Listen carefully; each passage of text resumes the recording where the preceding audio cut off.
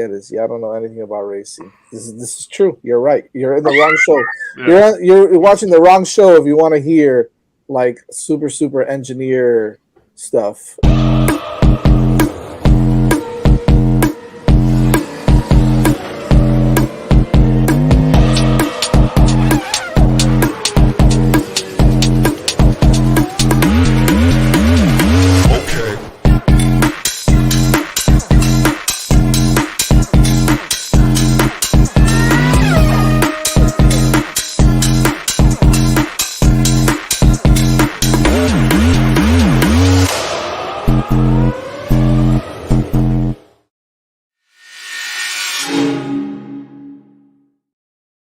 Hello and welcome to another episode of Hitting the Apex after we took a 1 week hiatus for Evan, birthday festivities at your house.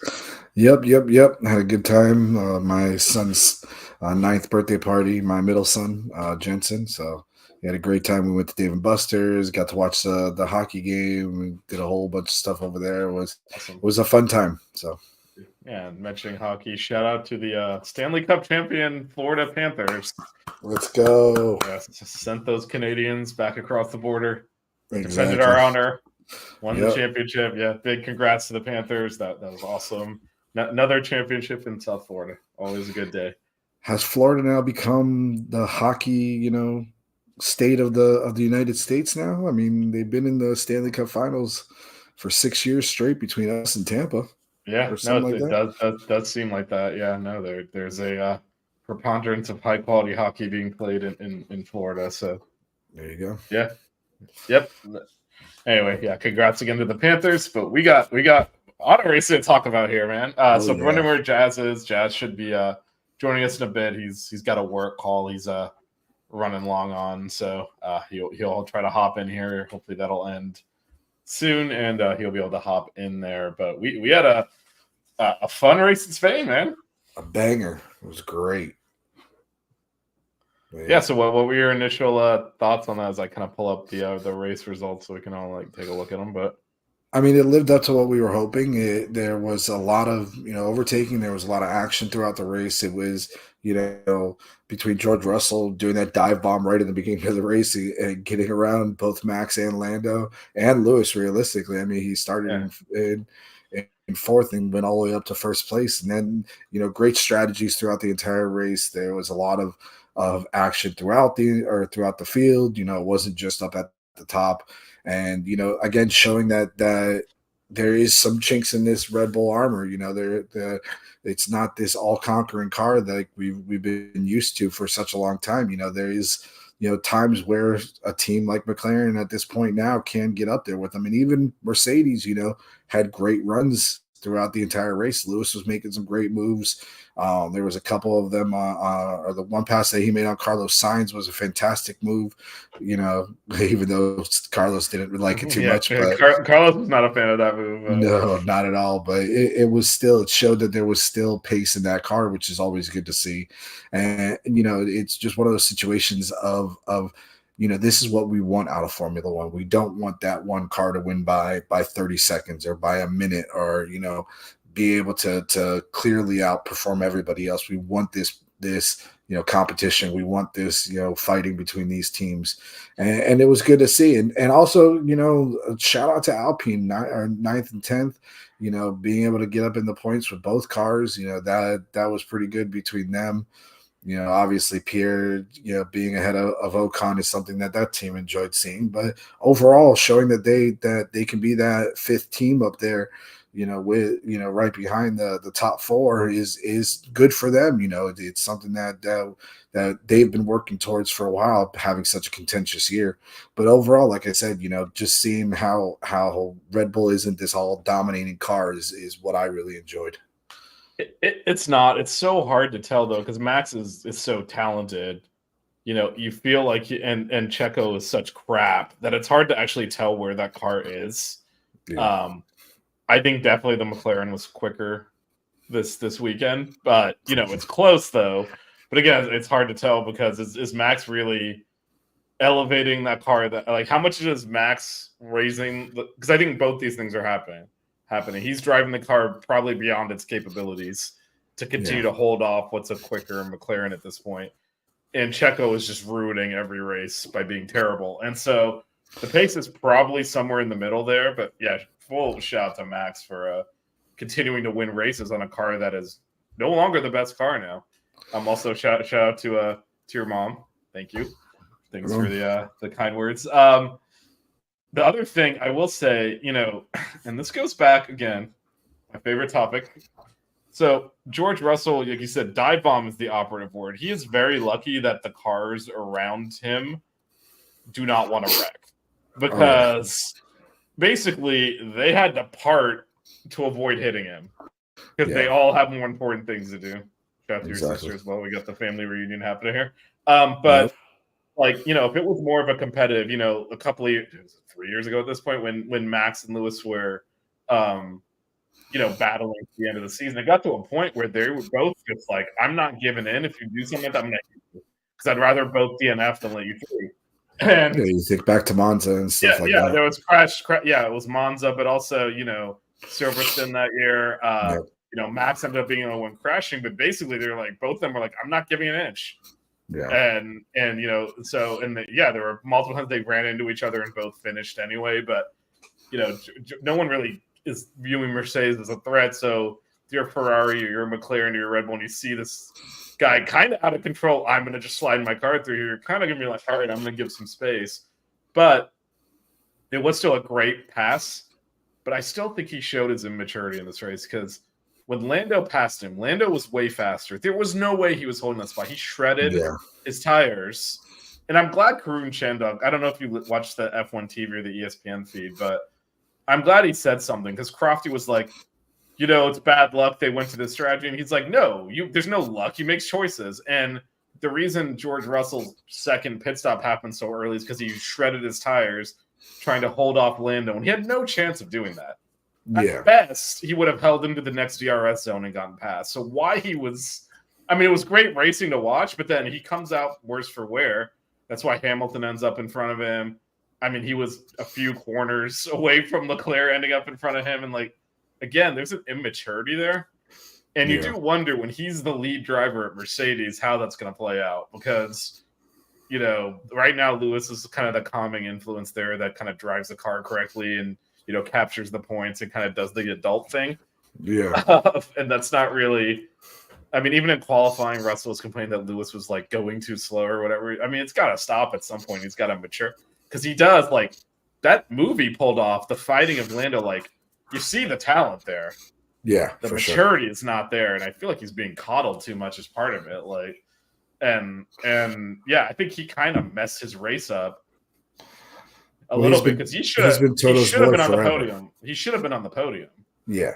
He got up to first. He's slower than the McLaren. He's slower than the Red Bull. There was no reason for him to finish. But that second stint, he didn't manage his tires, because you remember Lewis kind of just let Lando through. He's like, I can't fight this guy. And Russell fought him and messed his tires up and had to pit way early, which, remember, Hamilton got to go onto the softs. Mm-hmm. And Russell went onto the hards because of the delta. Even though they pitted in sequence on the first pits, it's because of that. And that's the type of thing where managing his race, it's not a strong suit. Yeah, he's young still, but it's not the first time we've seen that out of him. But the talent is there, and it's kind of if he can get his head on straight, really mature as a driver, he could do some stuff in that car, especially when we don't know who his teammate's going to be next year, but it's probably going to be Antonelli. It's probably going to be an 18-year-old kid. Yeah, so he's going to be relied upon. That's an opportunity for Russell to kind of become the senior guy and kind of mature a little bit. Be interesting. I know I throw a lot of hate his way, but be interesting to see if he does that. I think there's an opportunity for him to really, because the talent is there. Yeah.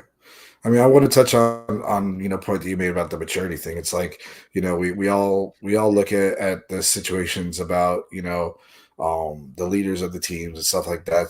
Lando got thrown to be pretty much the leader of McLaren a few years ago. And what did you see a lot of times, especially when he was racing the Red Bulls and the Mercedes that were faster at that time, or even the Ferraris, was if Lando jumped to the lead because something happened, as soon as Max would get behind him, he would say, "Yep, here you go. Have a good day. Yep. You're not my race. You know, I think George still has that or has that kind of competitive immaturity, I guess you could say, in a sense where he doesn't care if he doesn't think that the car is going to be up there. He's going to still try to go after it. You know, his race is more with the Ferraris during this time in Formula One, and with his teammate. Yeah, and with his teammate, exactly. But I mean, overall, you know, the Mercedes and the Ferraris are kind of that half second behind, that little step behind where the McLarens and the Red Bulls are this year, you know, overall. So really he should be fighting against those Ferraris. And I mean, the one thing that we haven't said yet is you know, Oscar Piastri kind of had just the worst luck, I would say, which he's had a run of in these past few weeks, you know, overall, you know, for this race. But you know, him being down there at seventh, right in front of Sergio, in front of Checo, you know, it's kind of like, you know, I wish we would have seen him more up there with Lando. But he, you know, qualifying, he kind of, you know, had a bad qualifying, and then but even then, you know, he finishes 2 seconds off of Sainz.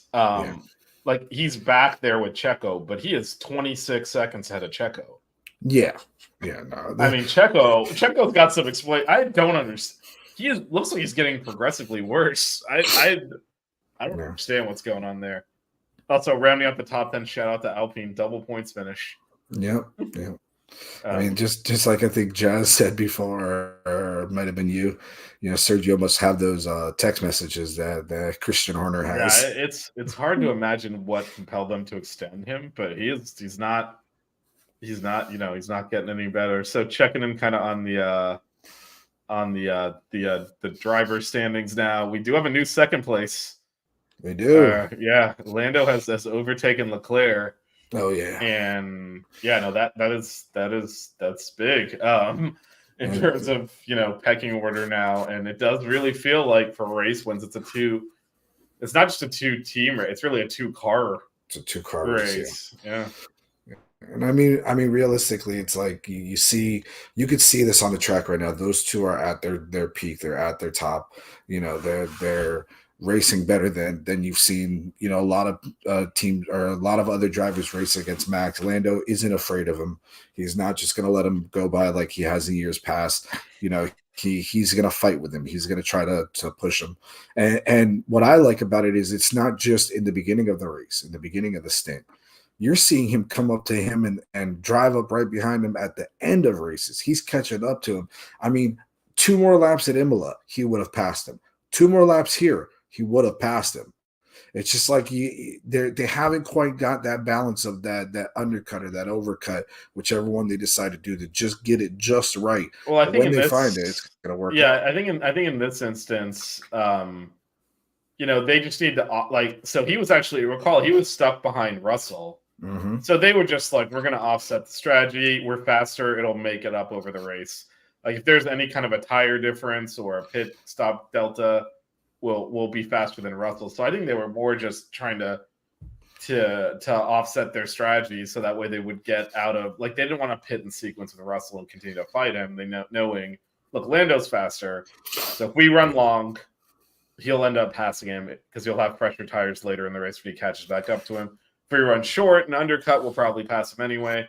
So they were I think they were just like, as long as they didn't do this, but then Mercedes pitted really hard, I think, to cover that off.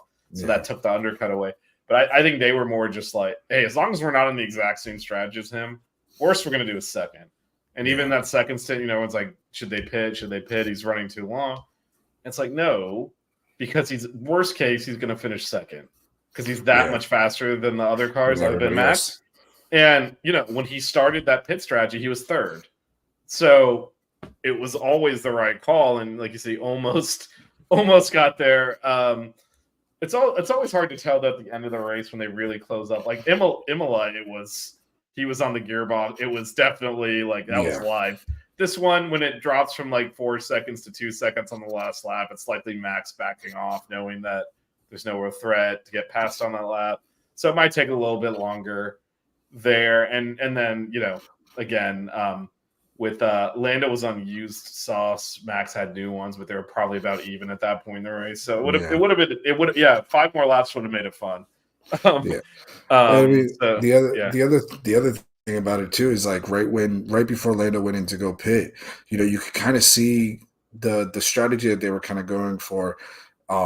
Max was right behind Oscar Piastri, and he just olayed him. He let him go right by. If Oscar would have fought with him a little bit a little bit more, and Lando would have came in and pitted then. I mean, I understand, the tires in that situation. Oscar was on used tires.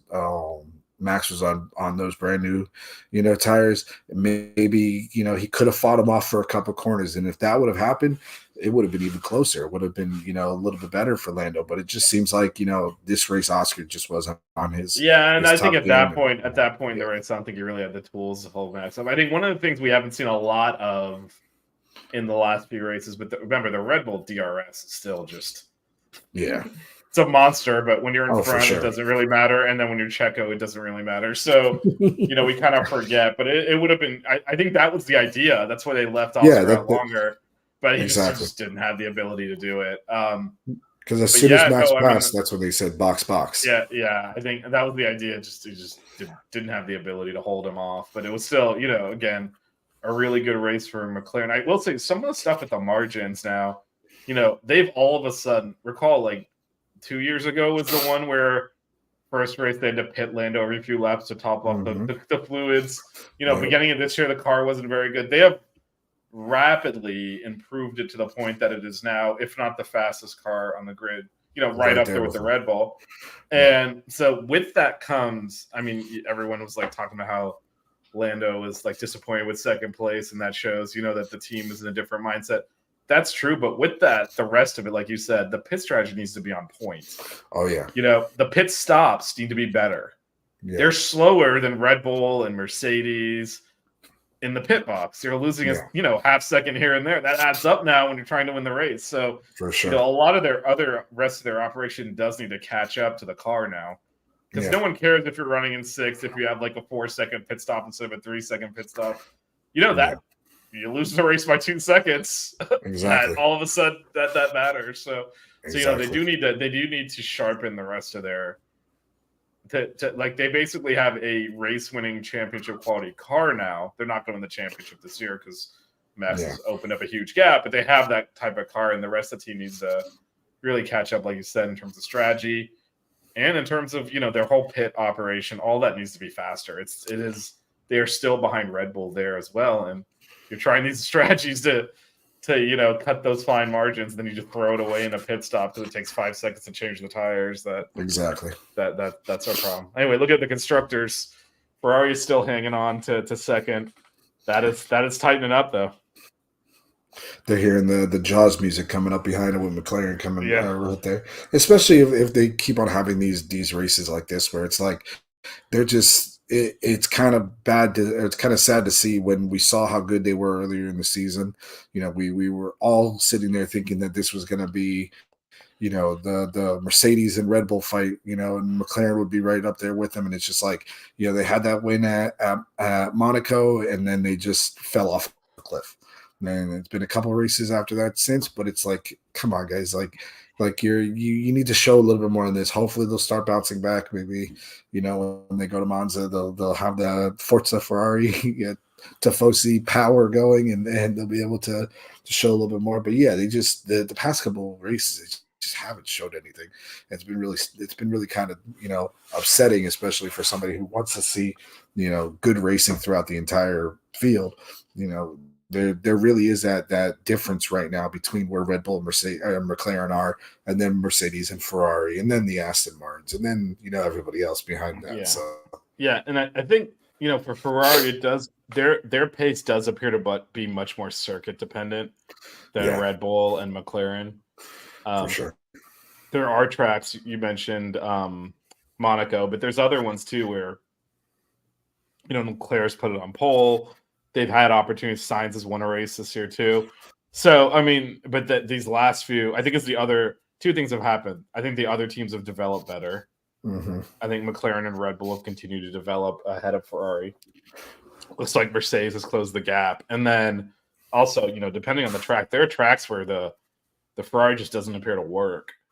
Yeah. And I think this was one of those. Like you said, there just wasn't the pace there to keep up with the McLaren and well, I guess with Lando and Max, Yeah, because the other two are yeah, down the field. So yeah. I mean that's another thing to factor in is the quality of driver at the front too. Oh yeah, for sure. Lando, like I said before, hey, it's my Aunt Colleen came on and watched tonight. How are you doing?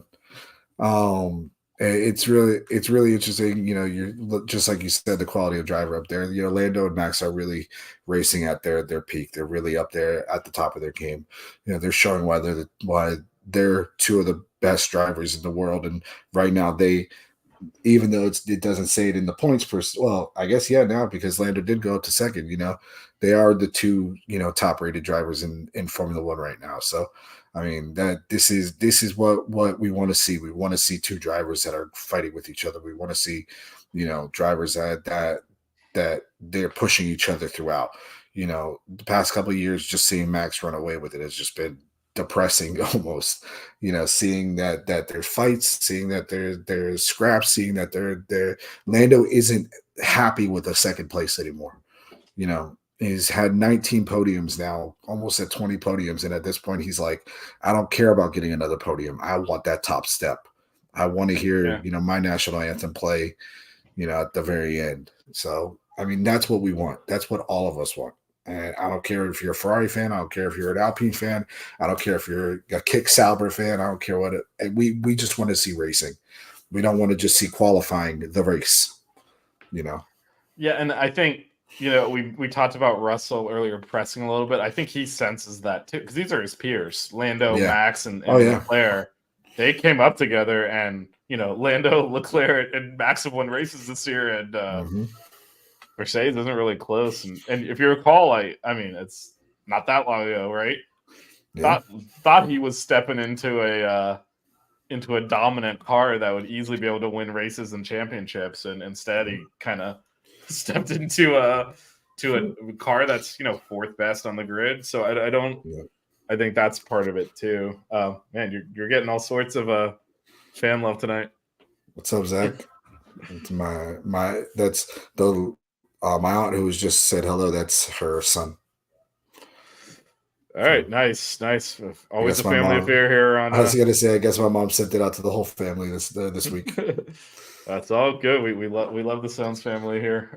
So fans of the show. All right, so man, this is part one of a triple header. So we got Austria coming up this week. It is another track that teams that are very familiar with.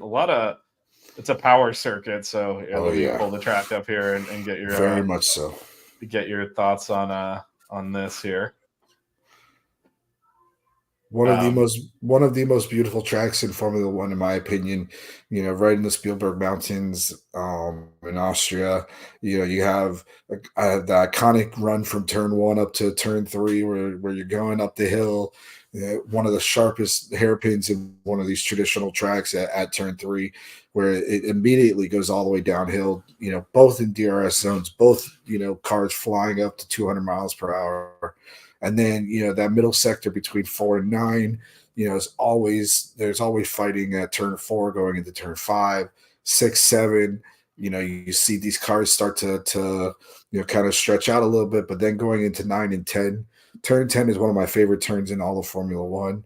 There was a couple years ago where almost every single car had a time penalty coming in qualifying at turn 10 because that is these guys are going flat out 160 miles per hour, 170 miles per hour around that almost 90-degree turn, and they are flying to go down that front straightaway. DRS again opening up.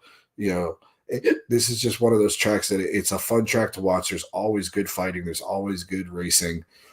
This was they do 2 races here every year, right? It's the this one and then the Spielberg Grand Prix, or they call it something else, but it's I don't think they do. Do they do the double race? I don't think they do that anymore, right? Or maybe did they did it for a while. Yeah, they did it for a while. It was the Styrian. Styrian, that's what it was. Yeah, that region of Austria is called Styria. That's why. There you go. So they had the 2 races there. So obviously these guys know these tracks. It's Red Bull's home track, I guess you could say. Yeah, no, I it's mean, definitely. I mean, it's called the Red Bull yeah, Ring. yeah. I mean, we all know there's another track that's Oh, Max well, Verstappen's home I track. feel like every track in Europe is like that though. That's So, true. get the Orange Yeah, Army out there. yeah. But you go to when they go to the Netherlands, literally there's a cloud of orange floating around the entire track at all times. But again, this is like I said, it's a fun track. It's a great track, for the fans to go to, and it's always good racing here. It's and I know I say this all the time, because I do love a lot of these tracks that they run in Formula One. This is again one of my favorite tracks. Yeah, and the 3 DRS zones going to be ample opportunity to overtake. And one thing you can't see on this kind of flat view is there's a lot of elevation change. A lot of Mhm. these these straights go uphill, Mhm. and so that gives you a good overtaking opportunity. It's uphill to 65 turn. meters. Yeah, it's uphill to turn 1, uphill to turn 3. Now, turn 4 is downhill. The course kind of goes away from you, so that's a tough one. So tougher Mhm. to get the car stopped there. We do see some people go off there, like you said. It's been a lot of incidents here Yep. over the years trying to You dive think of bombing into Albon. the corner. You think of Yeah, Albon. What was it? 4 years ago when Hamilton. Yeah, he was Hamilton. still in the Red Bull. Yeah, So that and was great. then also like the pit lane. I think exits onto the sector here after turn 1. So it's a little Mhm. bit there's a little bit of like racing coming out of the pit. It's a very fun track. And like you said, though, it's going to challenge the setups too, because you got these 3 DRS zones, long straights, and then you got all the little slow speed corners, the twisty bits, that you got to get that balance right on the Yeah. car. And it'll be interesting to see, some of the teams set up more for qualifying versus setting up more for the race and kind of how they balance that out. Because I feel like there's different setups when you're going to have to run through this in traffic.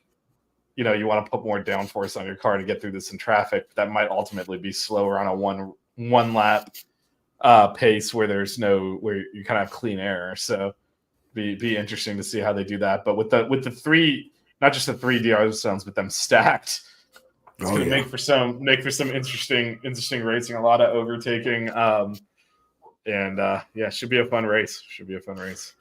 Oh yeah, and then the other thing about it is, and I'm sure we're going to get into it in a minute, is there's usually some weather issues here, at the Red Bull Ring. It's not always a dry track. It's not always a dry, race.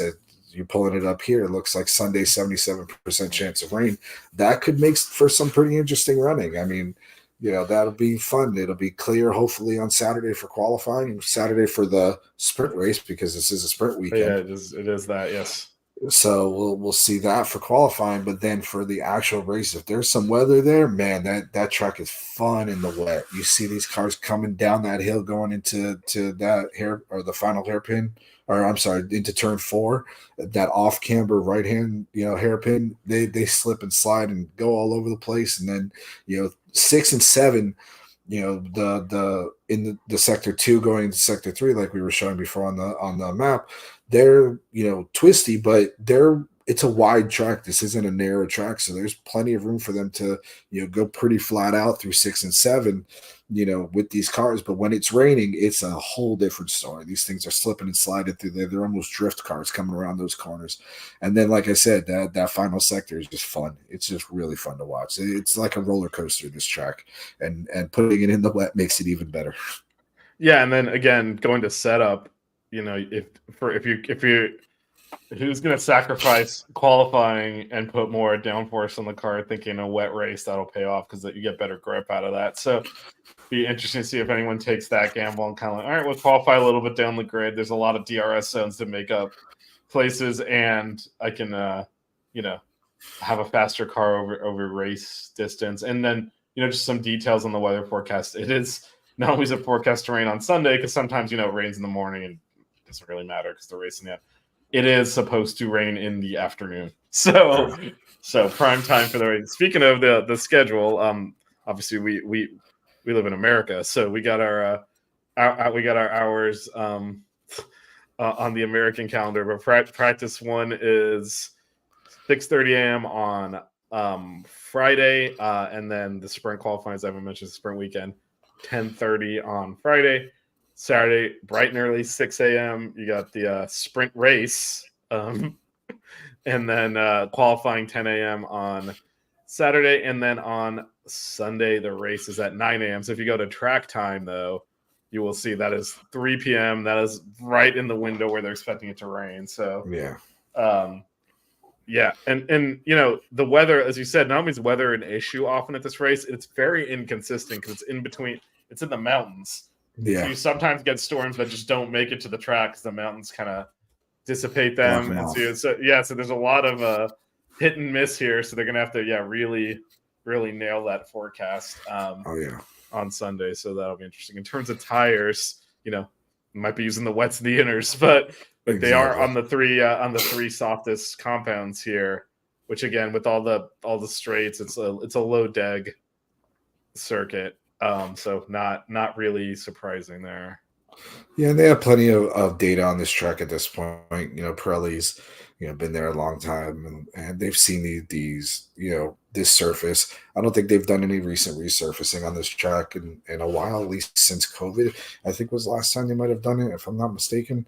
I think they did a Yeah, no, resurface on it then, but it's been pretty. I think it's been a so while since they resurfaced it. So yeah, so I think they at kind of that point. know the track. Yeah. Exactly. At that point, like you're gonna put the softest tires that you can because I mean the other thing about it that we haven't mentioned it, I mean we said that there was 10 turns, but I mean it is such a big track and that's not a lot of turns for such a wide open track. It's meaning, open meaning wide, so you know it's not going to dig these tires that much. It's not going to Yep. crush these tires that bad. The hardest G load that you're going to get is right there at that turn 10 when they're going flat out going onto that straightaway. But then overall, you got 3 long straights that they'll be able to cool down the tires, in that sense, or they'll just put on the wets at this point and have Yeah, fun sliding these cars around. and you mentioned 10 turns. One of them is this turn 2, Yeah, exactly. which is not It's really barely, yeah, it's basically part of the straight. So, it exactly, is really 9 turns, and even, 8 is more the exit of 7. exactly. 5 is more of a curve than a turn. There's not that many. You're like you mentioned earlier, you're flat out through a lot of this. So Exactly. you're not really putting a lot of load onto the tires. So it should be they should be able to last. So it should be, I mean, the prediction's a one stop with even with the softest compounds. But again, the weather looks like it might mix all that up and require more. Mm-hmm. I All right, love it. man. It is. I guess. I'm just gonna assume Jazz is not gonna be making an appearance. He was on a work call. It's probably still going. So, but that does not stop us from doing predictions, man. So, Exactly. I will, and obviously, if you're in the chat or if you're new to the chat, I know Carly usually gets her predictions in. Yep. Top 3 and then surprise finish is what we do here on Hitting the Apex. So, Evan, I will clear the floor for you to go first. So, obviously, we all know Max and Lando are the 2 top drivers right now. The question is going to be at this point, which one has a better racer, which one does better there.